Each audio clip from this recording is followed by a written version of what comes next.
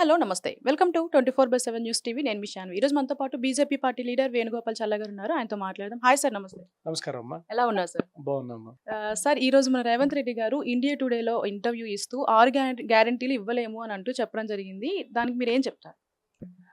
గత ఎన్నికల్లో 6 గ్యారంటీలు, 420 హామీలు, దాదాపు ఎన్నో చెప్పలేని అబద్ధాలని చెప్పి ప్రభుత్వానికి, కాంగ్రెస్ ప్రభుత్వంకి వచ్చి ముఖ్యమంత్రి అయిన రేవంత్ రెడ్డి నిన్నటి రోజున నాకు మాట్లాడిన తీరు ఎట్లా ఉందంటే ఒక గజిని సినిమాలో లెక్క గజిని మాట్లాడినట్టు మాట్లాడుతున్నాడు. ఆయన మాట్లాడింది ఇక్కడ ఇన్ని లక్షల కోట్ల రూపాయల అప్పు ఉంది ప్రభుత్వము, బీఆర్ఎస్ ప్రభుత్వం ఇన్ని లక్షల కోట్ల రూపాయల అప్పు కనపడింది నాకు ముఖ్యమంత్రి పీఠము ప్రమాణ స్వీకారం అయిన తర్వాత ప్రభుత్వంలోకి పోయిన తర్వాత చూశానని అంటున్నాడు. అయ్యా రేవంత్ రెడ్డి గారు, మీరు మాట్లాడినటువంటి మీరే స్వచ్ఛందంగా వీడియోలు కూడా వైరల్ అవుతున్నాయి ఈరోజు పొద్దున్నుంచి. ఎందుకండి మీరు అమలు పరచలేను, నేను ముఖ్యమంత్రిగా ఫెయిల్ అయ్యాను, నేను విఫలమయ్యాను అని చెప్పి ప్రజలకు ఒకసారి చెప్పుకుంటే ప్రజలన్నా క్షమిస్తారే కానీ ఇటువంటి అబద్ధాలు మటుకు చెప్పి మీరు మరో గజిని కాకండి.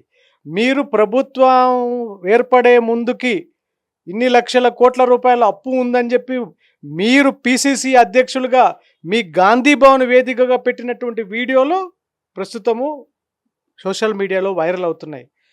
దయచేసి ముఖ్యమంత్రి స్థాయిలో ఉన్నటువంటి వ్యక్తి చేయగలనా చేయలేనా అనేటువంటి ఒక మాట చెప్పే మాట అనేది ప్రజలకి ఈరోజు ఎదురు చూస్తుంటారు. 6 గ్యారెంటీలు కాదు కదా, కనీసం ప్రజలలో నువ్వు కనీసం మీ పరిపాలనలో పట్టు కూడా సాధించలేనటువంటి స్థితిలో ఉన్నావు రేవంత్ రెడ్డి. పరిపాలన దక్షత కూడా కోల్పోయావు. కేవలము మీ పార్టీలో అంతర్గత ప్రజాస్వామ్యం ఉంది అనేటువంటి విషయాలలో మీకంటే కూడా మీ కార్యకర్తలే చెప్తున్నారు. మీ యొక్క పార్టీ కార్యకర్తలే ఈరోజు వేదికగా బహిరంగంగా మాట్లాడుతున్నారు ప్రజలతో. ఏ ఒక్క పని కావడం లేదు, ఏ డిపార్ట్మెంట్ మీద పట్టు లేదు, ఏ మినిస్టర్తో కూడా నువ్వు సమన్వయం లేదు. ఇవన్నీ మీ దగ్గర ఉన్నటువంటి విఫలాలు. సంవత్సర పాలనలో వద్దురా నాయన రేవంత్ రెడ్డి పాలన అనేటువంటి ఆలోచన ప్రజల్లోకి తీసుకొచ్చినందుకు మీకు ముఖ్యంగా ధన్యవాదాలు. ఎందుకంటే ఏ ముఖ్యమంత్రి కూడా నాకు తెలిసినంత వరకు ఉమ్మడి ఆంధ్రప్రదేశ్లో కానీ తెలంగాణలో కానీ ఏ రాష్ట్రంలో కూడా సంవత్సరం రోజుల్లో రేవంత్ రెడ్డి మీద వచ్చినటువంటి వ్యతిరేకత నాకు తెలిసి ఇప్పటి వరకు ఎవరికి రాలేదమ్మా. అటువంటి వ్యతిరేకత భవిష్యత్తులో కూడా ఏ ముఖ్యమంత్రికి రాకూడదని నేను మనస్ఫూర్తిగా కోరుకుంటున్నాను. అంతో కొంత పాజిటివ్ ఉందంటే కూడా మనకు 6 గ్యారెంటీలో కొంతవరకు అమలు చేయడం, ఇప్పుడు అవి కూడా చేయలేను అంటున్నారంటే ఇప్పుడు ప్రజలకి అన్యాయం చేసినట్టు అనుకోవచ్చా? ఖచ్చితంగా 6 గ్యారెంటీలు అమలు పరచాలంటే రేషన్ కార్డులు ఖచ్చితంగా ఇవ్వాలి. రేషన్ కార్డులు గతంలో ఇదే ప్రజాపాలన అనేటువంటి సందర్భంలో దరఖాస్తులు స్వీకరించడం జరిగింది. దాదాపు సంవత్సర కాలంలో రేషన్ కార్డులు ఇప్పటికీ 2 సార్లు 3 సార్లు వాయిదా పడ్డాయి. ఒక ఫ్రీ బస్సు తప్ప ఏ పథకం కూడా ఇప్పటి వరకు ప్రజల్లోకి జరుగుతున్నటువంటి సందర్భాలు లేవు. ఎందుకంటే ఇవన్నీ కూడా రేషన్ కార్డుతో ముడిపడి ఉన్నాయి. రేషన్ కార్డులు ఇస్తే ఇవన్నీ ఈ స్కీములు అమలుపరచాలి. ఇప్పుడు నిన్న ఇండియా టుడే కాంక్లేవ్లో ఏదైతే చెప్పినటువంటి మాట ఏంటంటే ప్రజలకు ఈ పథకాలను పంగనామాలు పెట్టి ఎగ్గొట్టేందుకు ఒక పెద్ద ప్రణాళిక చేయబోతున్నాడు. నిన్న మొన్నటి వరకు కిషన్ రెడ్డి గారు అడ్డుపడ్డాడని చెప్పని అన్నాడు. తర్వాత ఇవాళ రేపు ఇక్కడ అప్పులు ఉన్నాయి, డబ్బులు లేవు అని అంటున్నాడు. నేనేమంటున్నానంటే దయచేసి ప్రజలకు అన్యాయం చేయొద్దు. మీరు ఇచ్చిన హామీలు మీద ఎంతోమంది ప్రజలు, పేద బలహీన వర్గాలు, బడుగు బలహీన వర్గాలు ఆశతో ఉన్నారు. మీరు ఇవ్వాల్సినటువంటి ఆ పథకాల విషయంలో 100కి 100% 100కు 100% మీ దగ్గర మీ చేత మేము ఖచ్చితంగా పోరాటం చేసైనా సరే మేము మీ 6 గ్యారెంటీలు ఖచ్చితంగా మేము మీ దగ్గర నుంచి మేము ప్రజలకు అందుబాటు అయ్యే విధంగా ప్రయత్నం చేస్తాం. అంతకు మించి మీరు చేయలేని పక్షంలో మీరు ప్రభుత్వాన్ని పూర్తిగా మీరు వదిలేసి ఎన్నికలకు పోవడం మంచిదని చెప్పి నేను రేవంత్ రెడ్డి గారికి ఈ సందర్భంగా తెలియజేస్తున్నాను. సార్ ఈరోజు మన రేవంత్ రెడ్డి గారు ఇండియా టుడేలో ఇంటర్వ్యూ ఇస్తూ 6 గ్యారంటీలు ఇవ్వలేము అని అంటూ చెప్పడం జరిగింది. దానికి మీరేం చెప్తారు? గత ఎన్నికల్లో 6 గ్యారంటీలు, 420 హామీలు, దాదాపు ఎన్నో చెప్పలేని అబద్ధాలని చెప్పి ప్రభుత్వానికి, కాంగ్రెస్ ప్రభుత్వంకి వచ్చి ముఖ్యమంత్రి నేను రేవంత్ రెడ్డి నిన్నటి రోజున నాకు మాట్లాడిన తీరు ఎట్లా ఉందంటే ఒక గజిని సినిమాలో లెక్క గజిని మాట్లాడినట్టు మాట్లాడుతున్నాడు.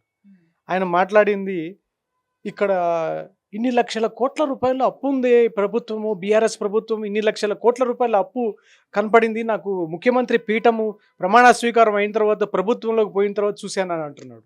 అయ్యా రేవంత్ రెడ్డి గారు, మీరు మాట్లాడినటువంటి మీరే స్వచ్ఛందంగా వీడియోలు కూడా వైరల్ అవుతున్నాయి ఈరోజు పొద్దున్నుంచి. ఎందుకండి మీరు అమలు పరచలేను, నేను ముఖ్యమంత్రిగా ఫెయిల్ అయ్యాను, నేను విఫలమయ్యాను అని చెప్పి ప్రజలకు ఒకసారి చెప్పుకుంటే ప్రజలన్నా క్షమిస్తారే కానీ ఇటువంటి అబద్ధాలు మటుకు చెప్పి మీరు మరో గజిని కాకండి. మీరు ప్రభుత్వం ఏర్పడే ముందుకి ఇన్ని లక్షల కోట్ల రూపాయల అప్పు ఉందని చెప్పి మీరు పిసిసి అధ్యక్షులుగా మీ గాంధీ భవన్ వేదికగా పెట్టినటువంటి వీడియోలు ప్రస్తుతము సోషల్ మీడియాలో వైరల్ అవుతున్నాయి. దయచేసి ముఖ్యమంత్రి స్థాయిలో ఉన్నటువంటి వ్యక్తి చేయగలనా చేయలేనా అనేటువంటి ఒక మాట చెప్పే మాట అనేది ప్రజలకి ఈరోజు ఎదురు చూస్తుంటారు.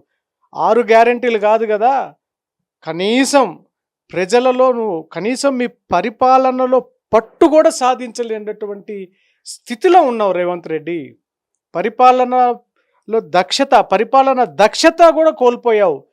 కేవలము మీ పార్టీలో అంతర్గత ప్రజాస్వామ్యం ఉంది అనేటువంటి విషయాలలో మీకంటే కూడా మీ కార్యకర్తలే చెప్తున్నారు. మీ యొక్క పార్టీ కార్యకర్తలే ఈరోజు వేదికగా బహిరంగంగా మాట్లాడుతున్నారు ప్రజలతో. ఏ ఒక్క పని కావడం లేదు, ఏ డిపార్ట్మెంట్ మీద పట్టు లేదు, ఏ మినిస్టర్తో కూడా నువ్వు సమన్వయం లేదు. ఇవన్నీ మీ దగ్గర ఉన్నటువంటి విఫలాలు. సంవత్సర పాలనలో వద్దురా నాయన రేవంత్ రెడ్డి పాలన అనేటువంటి ఆలోచన ప్రజల్లోకి తీసుకొచ్చినందుకు మీకు ముఖ్యంగా ధన్యవాదాలు. ఎందుకంటే ఏ ముఖ్యమంత్రి కూడా నాకు తెలిసినంత వరకు ఉమ్మడి ఆంధ్రప్రదేశ్లో కానీ తెలంగాణలో కానీ ఏ రాష్ట్రంలో కూడా సంవత్సరం రోజుల్లో రేవంత్ రెడ్డి మీద వచ్చినటువంటి వ్యతిరేకత నాకు తెలిసి ఇప్పటి వరకు ఎవరికి రాలేదమ్మా. అటువంటి వ్యతిరేకత భవిష్యత్తులో కూడా ఏ ముఖ్యమంత్రికి రాకూడదని నేను మనస్ఫూర్తిగా కోరుకుంటున్నాను.